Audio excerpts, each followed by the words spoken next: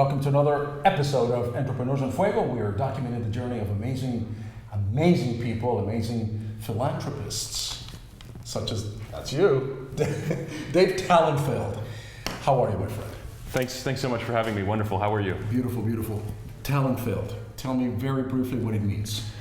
Well, so we were, I think, at that time somewhere around Poland, and which was part of the Austro-Hungarian Empire. Sure. And the Emperor of Austro-Hungary issued a decree that all people living in the province had to have a surname for record-keeping purposes. And many Jewish families who, at that time, were still describing themselves as, for example, David, son of Elliot and Maxine, adopted toponyms or pretty place names. So an example of that is Talenfeld, which means Valley Field, or Rothschild, which means red shield. So maybe they were they were knights or something. That's cool. Sure. Maybe we should reverse that processing. Nowadays we should have like Francisco, ex-husband of Kathleen or something. Well, that could get very long really rapidly. I don't know if we need those kinds of. No, I like it the way we have it right now. So you are a venture philanthropist. I mean, I get to interview some phenomenal people, but from time to time, there is an individual who really is changing the world as we speak. Tell us what you do exactly. Wow. Well, first and foremost, quiero decir que estoy más que honrado tener esta oportunidad hablar contigo durante un renacimiento. Muchas gracias. Sí, cultural y empresarial. Muy bien. And I just feel like I'm the luckiest person in the world because I get to see all this science fiction technology realized for the benefit of everyone. So we have tremendous power now to develop technologies which save and improve lives in ways that previously were not possible. And I brought you a gift. Okay, it's a surprise. You have to open it. And I'm going to put my glasses for this one. Drum roll, Taylor, please. Thank you. Oh my goodness, this is frankincense. It's gift of the Magi. I knew that. I absolutely knew that. So, and you can smell it. It's it's lovely, and it's excellent for headaches. So you can put it in your bath, or you can anoint thy head with oil. Oh my goodness. This is wonderful. Thank you. Sure. Yeah. Thank you. And what's so wonderful is what it tells us, both historically and scientifically, and what it enables us to do with technology in the future. You want to hear about it? That's what you're here for, brother. Tell me. Okay. So, well, first and foremost, I also brought this, which, if you read around it's a little difficult. It says, "Child of God of Guatemala." Oh. When I was, it's the New Testament. I keep it with me every day. Yeah. When I was first starting my company, I used to take a lot of Greyhound buses because that's the cheapest way to get anywhere. Right. And I once sat next to a fellow who he spoke only Spanish. Mm-hmm. He said he had come across the border and he was looking to reconnect with his children living in the United States. And he hadn't seen them in 30 years. And he needed somebody to translate for him so that he could find their next stop on the bus. And he told me that he had a revelation, and that he had been granted the ability to heal. And I thought, what a beautiful aspiration for a person, a country, a company, heal the world. And you just met this person right there in the bus, and this is what this person is telling you. And he gave me this wonderful gift, and I will never forget it. And I thought, we really need at this point in the world ethical companies that put people before profits. And I think that mission has helped to attract really brilliant people that like yourself and some others in technology that are willing to entrust us with technologies that can truly do that. Did you feel at that moment when this event happened that your life changed because you now felt that you had a new mission? Well, I guess I would say I'm fortunate in that I always knew I wanted to be an entrepreneur. Mm-hmm. But when I read about the rate of improvement in certain technologies, and then when I met people like Sibelio, I had a clearer conception of what that really meant. So I think entrepreneurship is really a calling, and it's not easy, and it's frequently not lucrative or glamorous. That's correct. And if you're doing it for the money, you're in trouble, because it'll take you about 10 years before the money looks like anything impressive. Correct. And during that time, money isn't enough. Money isn't a big enough reason to keep struggling to do it when it is at its most difficult.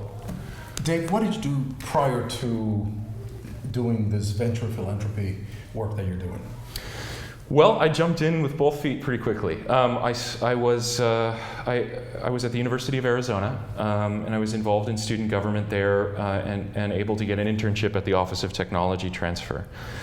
And at the OTT, which is where all the patents from the discoveries that are made at the university, and in this case the University of Arizona, mm-hmm. are filed.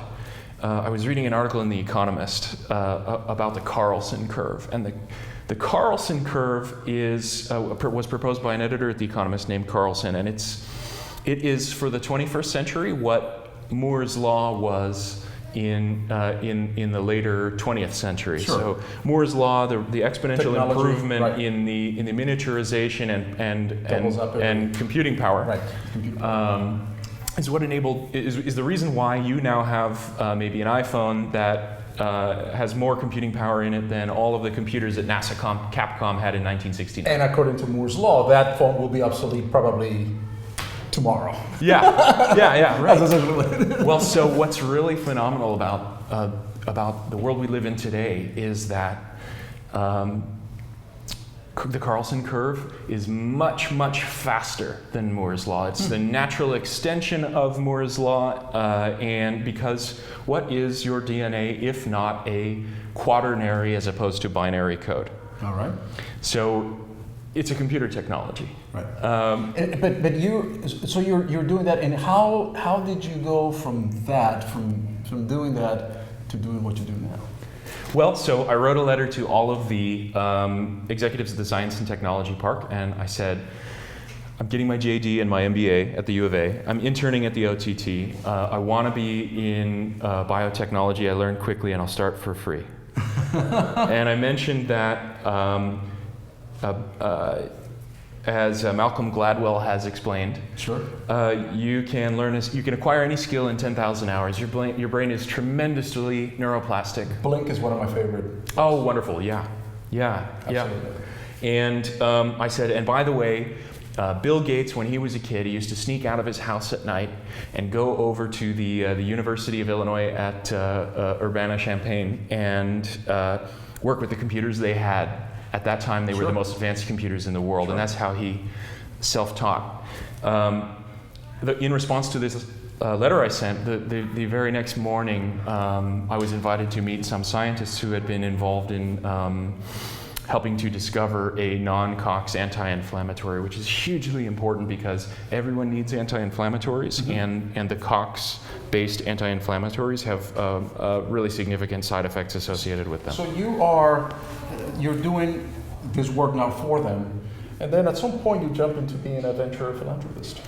Well, I think the wonderful thing is that, for all your viewers, you can be anything you want to be. You just have to know what you want to be, and never let anybody tell you that you can't be that thing. It's not going to be easy, but you truly can do anything you set your mind to if you're willing to pay the price. So, there were very difficult times when I lived out of a laboratory. There were difficult times when I had many part-time jobs 7 days a week, and my checking account was a pass-through from the people, my employers, to the people I employed. There have been many learning opportunities, but you become you the day you decide who you are, and that can happen for anyone at any time. And I feel extremely privileged now to have my own company, another company being formed this summer. Nice. Thrilled to tell you about, and a mission to heal the world. I can't think of anything better. People, planet. That's an amazing message. And what I take from today is that, never give up on your dream, pursue your dream, and what you're saying about that social conscience that you have for everything that you do. Don't think money first and results later. Right. Think passion first. Flip it Just around. Flip it around. Flip the it money around. will come. Exactly. The money will come. It's going to be hard. It's going to test you. But I truly believe that we inhabit a benevolent universe where people will not be allowed to die unnecessarily, where people will not be allowed to fail in the pursuit of their dream if they act with integrity and courage. Take the leap of faith, and wonderful things can happen. It takes 10 years to become an overnight success, but it's worth it. It's not easy. It's worth it. Dave Talenfeld, man. All I got to say to that is amen. Amen. Glad to know you. Thank you. Thank you. I appreciate it. I'm taking my frankincense. My frankincense. I'm taking my frankincense with me. And with that, we're out. Welcome to the remix. Prestige.